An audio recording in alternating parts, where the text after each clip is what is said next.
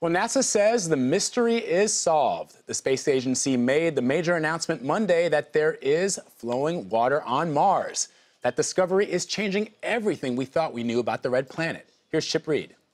Scientists have been puzzled over the past few years by photos from a NASA satellite showing long black streaks on Mars that seem to flow downhill in warmer months, then disappear when extreme cold returns. Today, NASA announced the stunning answer. Mars is not the dry, arid planet that we thought of in the past. Jim Green is director of planetary science. Liquid water has been found on Mars.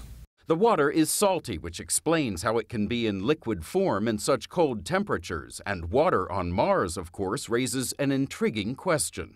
How likely do you think it is that today there is some form of life on Mars? Everywhere we go where there's liquid water, whether it's deep in the Earth or in the arid regions, we find life. This is tremendously exciting. When many people think of life on Mars, they think of Hollywood's version, like this. Or maybe this.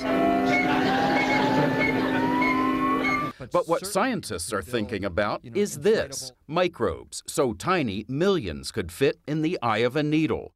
Water on Mars, though, is important for other reasons, too. So you found water. What are the next steps? What do you plan to do with this information? Drink it.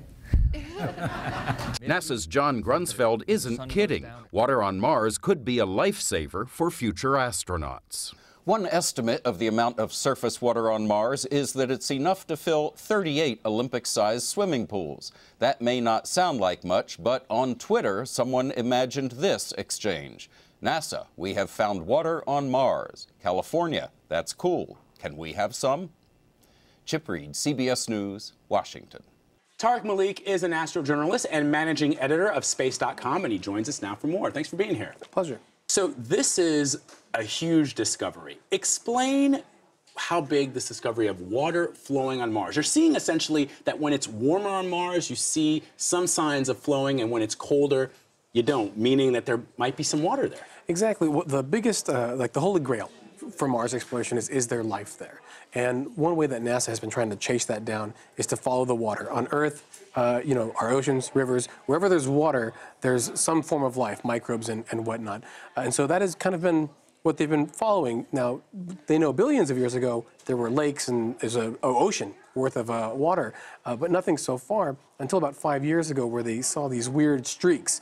And it was by chasing those streaks down that they think that this kind of evidence, this strange changing streaks over time, you know, is caused by like a super salty liquid water, and that, you know, could be an ingredient for life for sure. I've read that it's as difficult as trying to identify drops of water on a glass. In other words, a glass that is dried and you see like those little fake streaks of water on glass, and by analyzing that, that's sort of similar to what you're trying to do with these streaks that you discovered, or these flows you've discovered on Mars, or that they've discovered on Mars. Except instead of looking at your glass from here, they're looking at it from space. Yeah. Yeah, they have this instrument called CRISM on the Mars Reconnaissance Orbiter. It's this really powerful spacecraft, has the best cameras on Mars right now, and they can see kind of like the trail left over, this super salty perchlorate chemical. It's kind of like the dried up residue of water, and they can see that when the conditions are right, it's warm,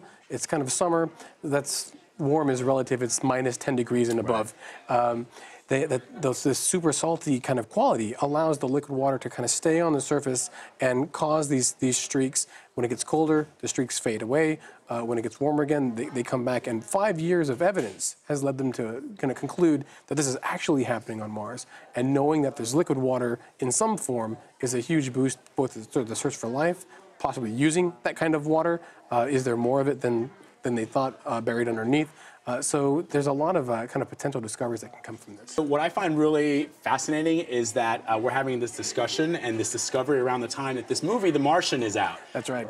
So have you seen it? And if so, what do you think, I've seen it, as far as the science is concerned? I've seen it twice, and it's and I'm probably going to see it a third time this weekend. Nice. It's an exciting film. I mean, it's very rare to see such a realistic depiction of what actually, you know, space travel might be like. I think Matt Damon is awesome as an astronaut. We should all have an astronaut like yeah, Matt right, Damon. Matt Damon. But Mars, is an awesome planet. And it is just, we've been in love with it for a long time because it's just so close and yet so far away. And to see it explored in such detail, NASA has really gotten on board with this movie. They have NASA scientists as advisors, and the book itself is just an adventure. So you combine those two things together, and I think it's just this kind of melting pot of adventure, of sci-fi, of real science in Mars. They did actually use actual topography maps to create this this base that he is exploring. So it's a wonderful film. So if Matt Damon can go to Mars, when can we go, Tariq? That's a big question. Billionaire Elon Musk at SpaceX has a plan to launch people to space and make a colony. He's doing it pretty seriously. He wants to sell tickets, maybe $500,000 a piece. So maybe when that happens and we win the lottery, maybe we could try that out. Would you be willing to go? Well, my daughter told me, she's 6, and that she does want to go to Mars one day. I asked her how we'd see each other. She did say, well, obviously you'd be there too. So I think I'm already kind of locked in. Nice. All right, I'll see you there. We'll do a remote. You'll be on Mars. I'll be here. I'll ask you what it's like. I'll look forward to it. And I'll never see you again in real life. Tariq, thank you so much. That was great. Appreciate it. A pleasure.